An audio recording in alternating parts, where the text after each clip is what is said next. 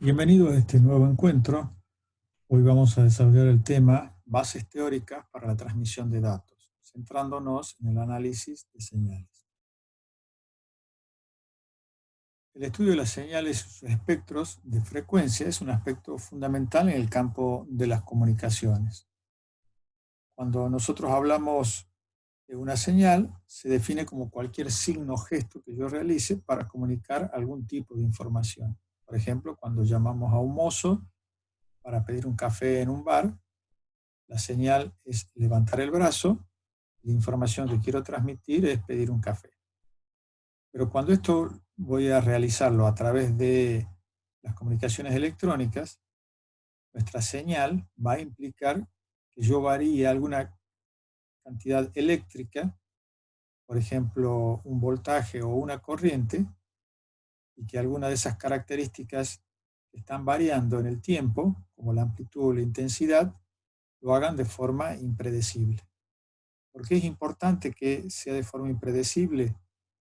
Porque si es predecible, la señal no contiene información. Por ejemplo, si yo digo que en verano hace calor en Córdoba, contiene muy poca información porque es muy probable que esto ocurra. En cambio, si yo digo en Córdoba en verano nevó, contiene mucha información porque su probabilidad de ocurrencia es mucho menor. Esto se va a analizar en profundidad cuando veamos teoría de la información. Otra cuestión a destacar es que las señales eléctricas poseen un espectro de frecuencia y los medios físicos de transmisión poseen un ancho de banda. El ancho de banda de un medio físico de transmisión es el máximo espectro de frecuencias admisibles para una señal que quiera ser enviada a través de estos medios físicos de transmisión. Entonces, para nosotros se hace muy importante definir qué es el espectro de frecuencia y qué es un ancho de banda, que es lo que vamos a analizar a lo largo de la clase. Entonces, definimos lo que es un espectro de frecuencia, que es lo que vamos a tratar de determinar a lo largo de la clase, que esto contenga alguna información para ser transmitida. Esto, si lo aplicamos a las comunicaciones eléctricas, necesitan de una variación de una de sus componentes, ya sea la tensión o la corriente. Ya habíamos analizado en la primera clase qué ocurre cuando varían las tensiones y las corrientes en los medios físicos de transmisión, que terminaban atenuándose esas señales. Y también lo que necesitamos es que esa forma de variación sea una forma impredecible. Por lo tanto, acá podemos llegar a decir que, y adelantar que las señales periódicas no pueden transmitir información. Y otro de los aspectos que tenemos que analizar es el espectro de frecuencia y el ancho de banda. Vamos a hablar de la clasificación de las señales. Una clasificación ya muy conocida es esto de las clasificaciones respecto de la periodicidad y no periodicidad de una señal. Decimos que una señal es periódica si ésta se repite exactamente después de un intervalo de tiempo fijo. Esto ya lo habíamos analizado en el análisis matemático. Si nosotros ahora vemos una representación de este tipo de señales, vemos que efectivamente se van a repetir en el tiempo después que se cumple un periodo determinado. Esta señal se vuelve a repetir una vez que transcurrió un determinado intervalo de tiempo t. A esto vamos a denominar señal periódica. En cambio, una que no cumpla con esta condición será definida como una señal no periódica. Luego vamos a definir las señales entre aleatorias y deterministas. Una señal será determinista si no existe ningún tipo de incertidumbre respecto a su valor en cualquier intervalo de tiempo. En cambio, si existe algún tipo de incertidumbre respecto a cuál será el valor de la señal en el futuro, estamos en presencia de una señal aleatoria. Básicamente, esto quiere decir que si yo puedo generar una formulación en función del tiempo que represente los valores que tendrá esa función en el futuro, estamos en presencia de una señal determinista. ¿Por qué es importante distinguir entre estos dos tipos de señales? Porque es lo que nos va a ayudar a caracterizar qué son señales de datos y qué son las señales de ruido. En este caso, nosotros vamos a definir como señales de datos aquellas que son deterministas y como señales de ruido aquellas que son aleatorias.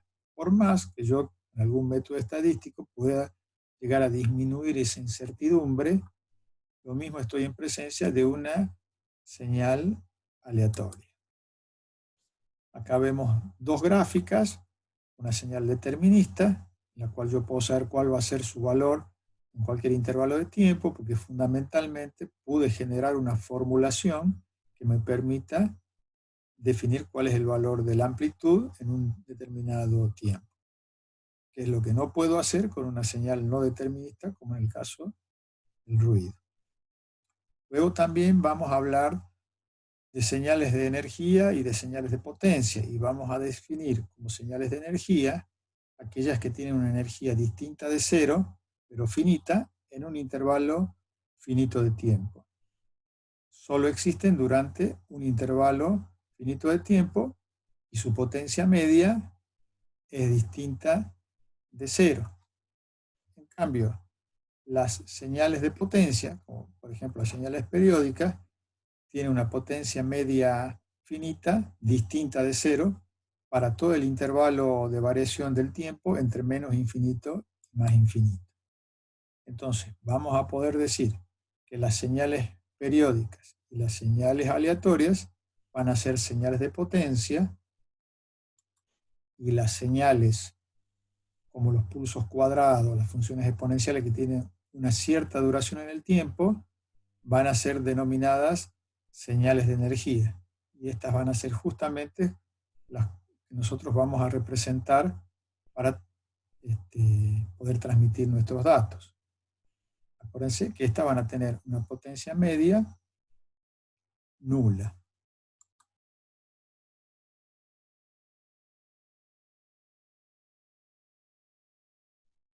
También podemos distinguir las señales entre señales analógicas y señales digitales.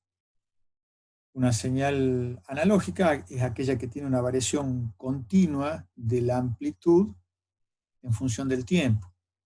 La amplitud está variando en forma continua, tomando todos los valores intermedios, mientras el tiempo está variando también en forma continua.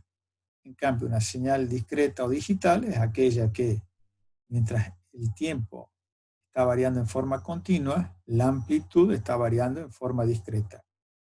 Fíjense que acá solamente puede tomar dos valores. Inclusive estos valores pueden ser muchos valores, pero discretos, no infinitos. En cambio, en una señal continua, estos valores que va a ir tomando pueden ser infinitos. Las señales analógicas pueden estar representadas por señales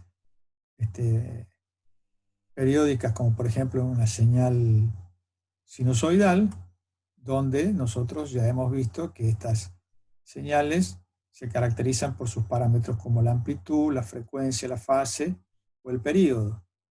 Acuérdense que la frecuencia es la inversa del período, y el período está definido por cuánto tiempo le lleva a esta señal generar un ciclo completo.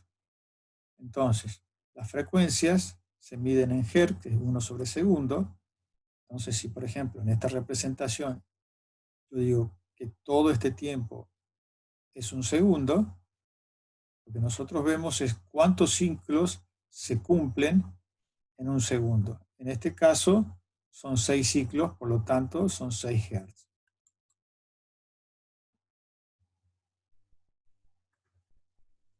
Cuando hablamos de señales eléctricas, nosotros decimos, bueno, alguna propiedad física es la que tiene que variar para que yo pueda enviar esta señal a través de un medio físico de transmisión. Y esas propiedades físicas son las que nosotros estudiamos en la primera clase y se referían a la tensión o voltaje y a la corriente. Pero también vimos cuáles son las consecuencias de intentar guiar este tipo de señales a través de los medios físicos de transmisión y que se generaban las atenuaciones correspondientes. Lo que nosotros podemos hacer es representar estas variaciones de estas componentes y analizarlas matemáticamente. Para eso podemos representar, por ejemplo acá, la variación de una señal en el tiempo, y esto representa la variación, por ejemplo, del voltaje, que puede ser positivo o negativo dentro de un ciclo completo. Entonces habíamos dicho que hay alguna variación de magnitudes físicas involucradas.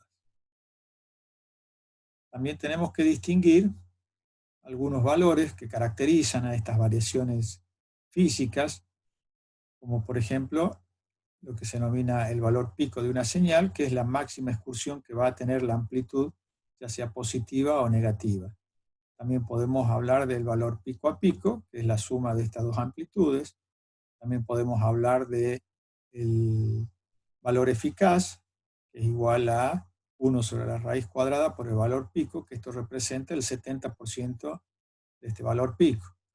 Este valor eficaz, lo que está representando es lo que equivale a la potencia que tendría una señal continua que ocasionase el mismo efecto sobre una carga que la que estaría realizando una señal alterna.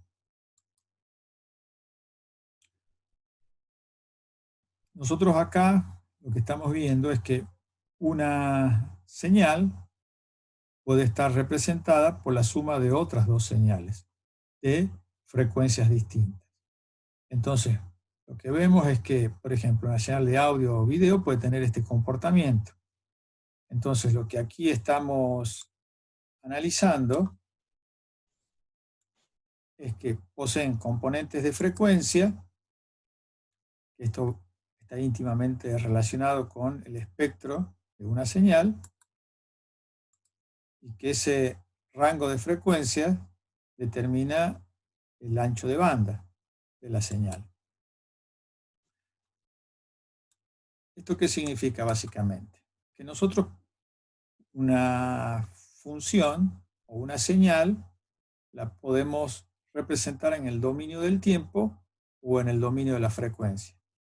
Quiere decir que si yo tomo una representación de amplitud en función del tiempo, voy a ver cómo varía la amplitud de la señal, que puede ser la tensión, por ejemplo, porque habíamos dicho que tenía que variar tenía que ser alguna variación de algún parámetro físico.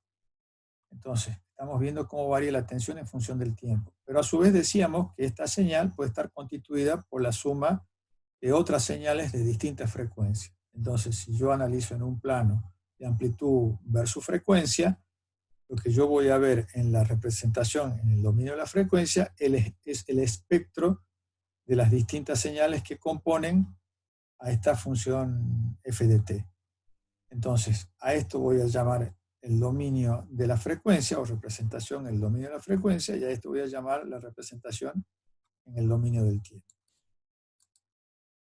Entonces, ¿cómo hago para hallar ese espectro de frecuencias? Aquí es donde Fourier nos da una herramienta fundamental, porque Fourier, desde el punto de vista matemático, dice que si estamos en presencia de una función periódica con un periodo t, esta función f de t puede ser representada a través de una serie trigonométrica,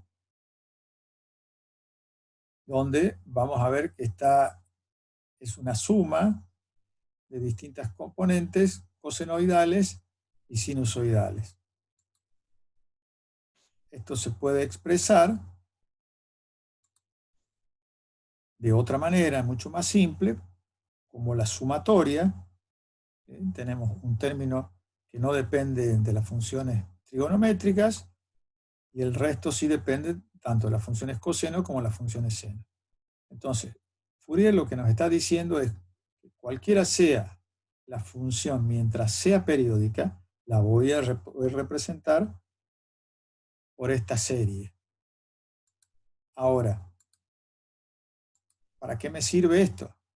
Yo voy a tener la función en el dominio del tiempo, y lo que necesito descomponer es esa función periódica en sus componentes de frecuencia. Para eso voy a utilizar como herramienta a la serie de Fourier, que me va a permitir representar a las distintas componentes en cuanto a qué frecuencia poseen y qué amplitud posee cada una de estas componentes, que serán cada uno de los términos de la serie de Fourier.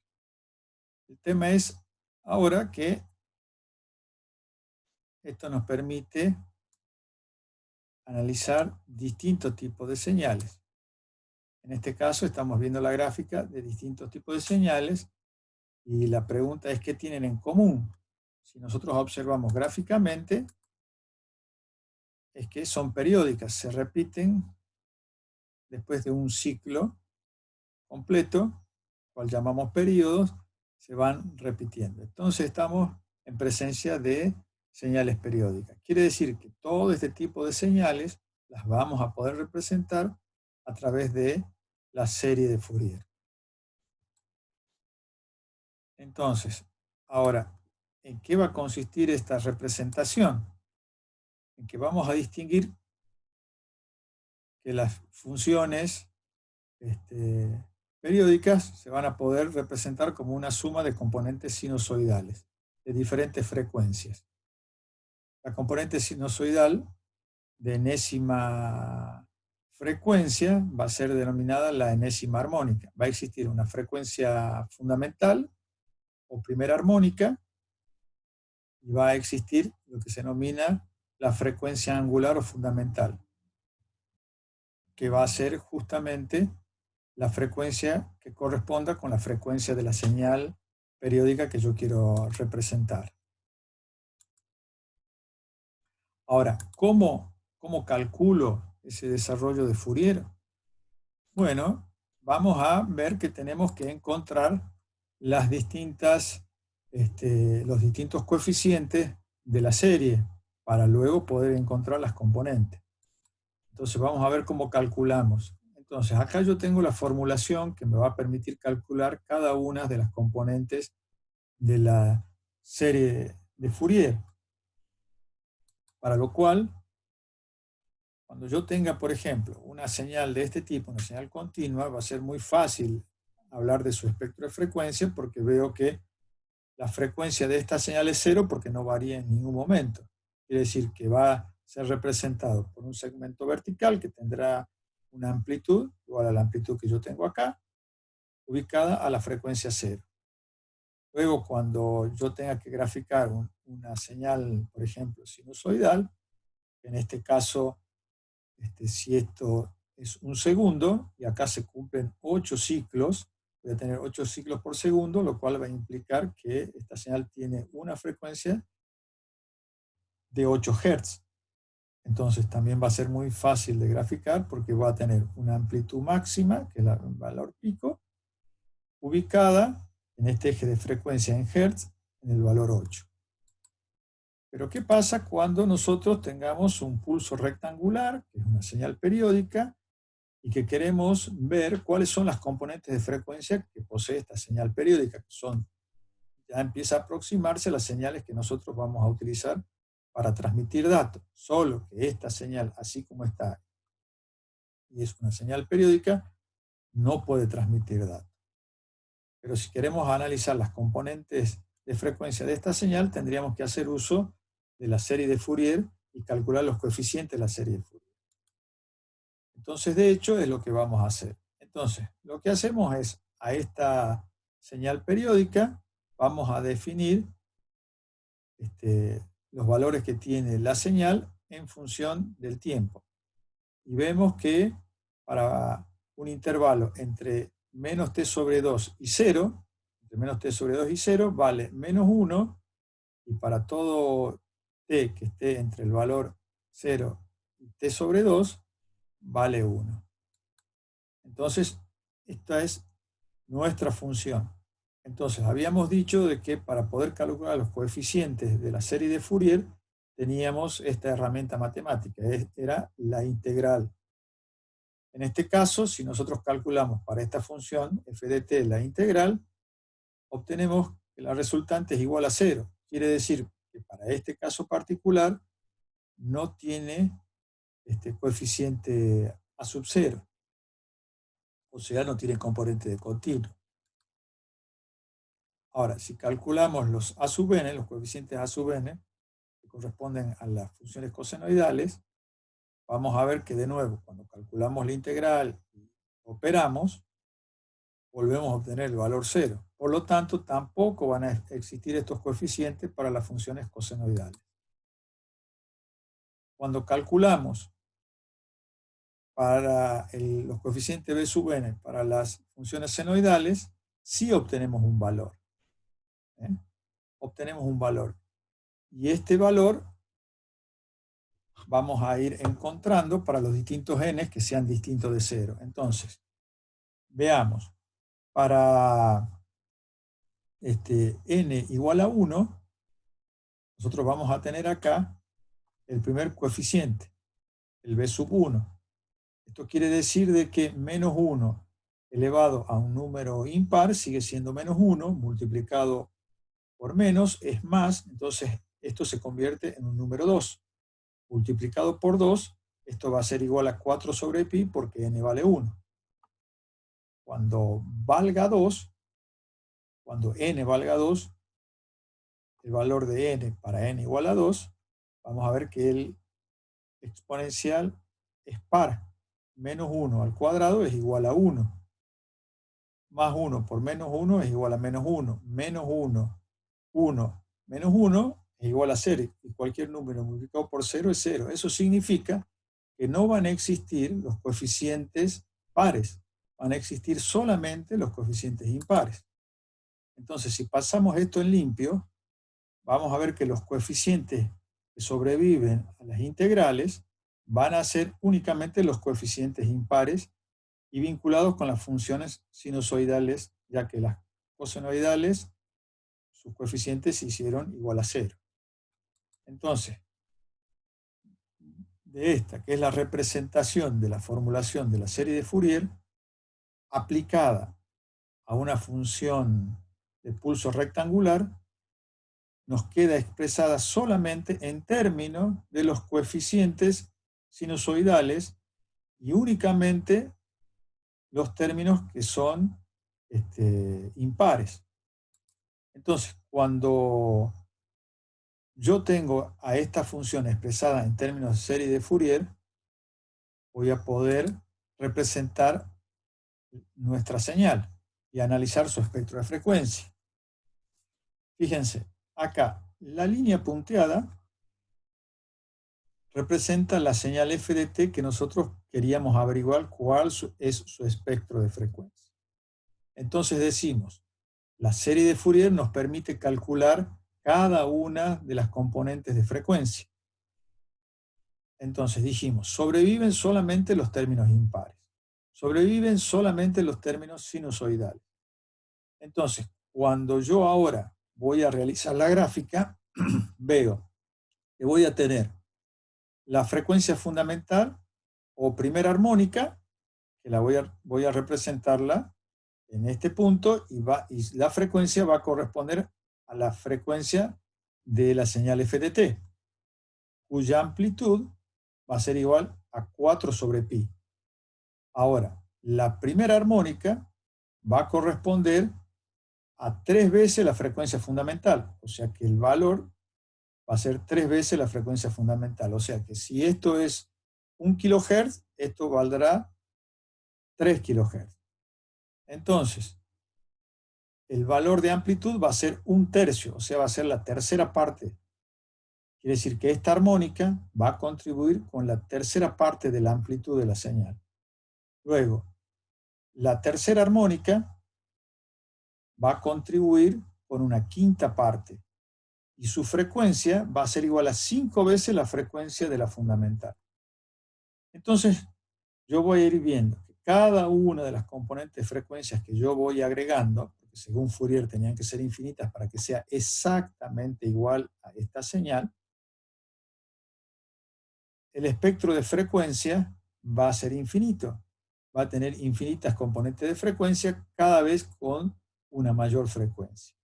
Entonces, cuando yo ahora quiera representar esa señal, o voy a hacer uso de todas las componentes de frecuencia, las cuales serán infinitas, o puedo hacer uso de algunas de las componentes de frecuencia. En este caso, fíjense que yo representé la suma, que es la que está en negro, y representé la fundamental, el tercer, el quinto y el séptimo armónico. O sea que tengo 4 armónicos representados.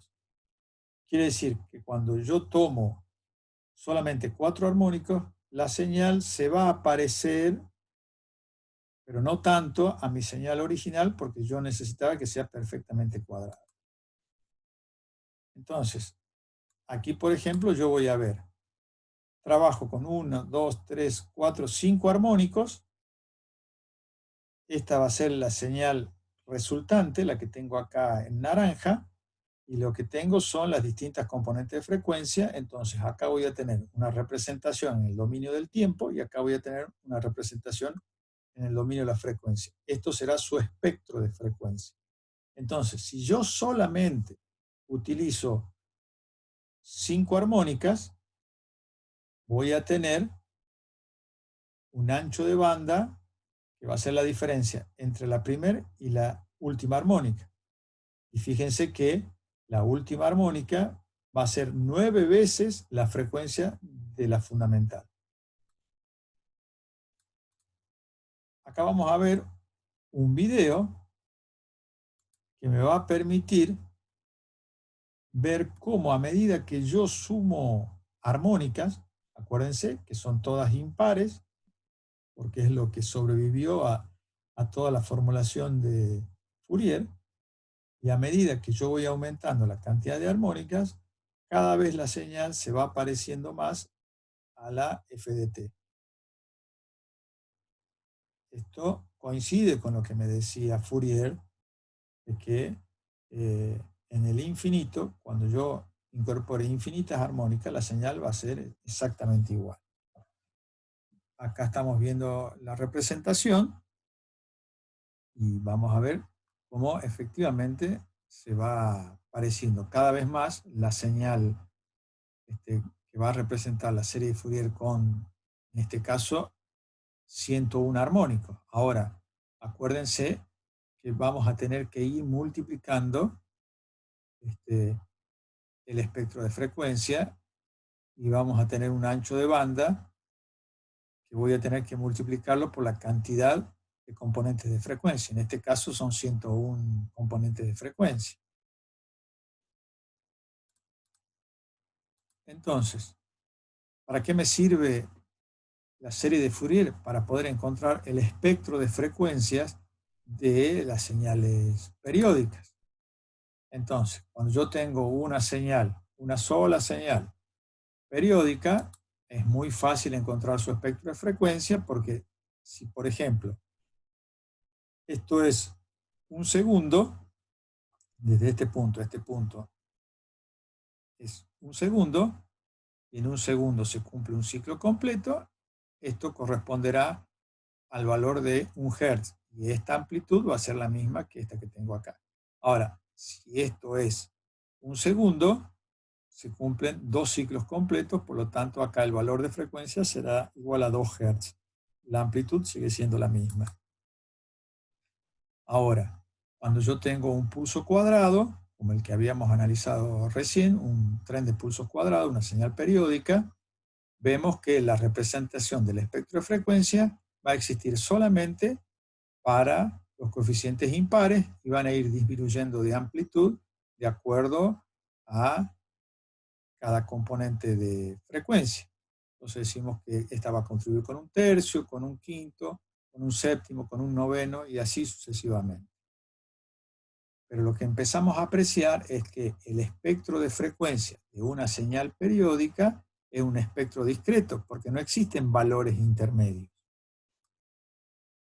Entonces estamos ante un espectro discreto, cuando estamos representando señales periódicas. Entonces, por ejemplo, nosotros hicimos todo el cálculo matemático para una señal cuadrada y encontramos que existen solamente los coeficientes sinusoidales, pero para valores impares. Si nosotros hiciésemos el cálculo matemático, por ejemplo, para esta señal periódica llamada diente de sierra, veríamos que están presentes todas las componentes de frecuencia en saltos de frecuencia, porque acuérdense que es un espectro discreto, pero van a estar tanto las sinusoidales como las cosenoidales. Con la señal triangular, nuevamente voy a tener solamente algunos de los coeficientes. Pero nosotros vamos a trabajar con este tipo de señales, pero en estas condiciones no tendríamos ningún tipo de incertidumbre, porque siempre a una variación de tensión de un nivel le corresponde otra y luego otra, que son siempre predecibles, por lo tanto no podrían transferir ningún tipo de información. Entonces, en este punto, estamos en una encrucijada porque este tipo de señales periódicas no pueden transmitir datos. Por lo tanto, vamos a tener que seguir profundizando en este tipo de operaciones matemáticas para resolver esta primer contradicción que acabamos de encontrar.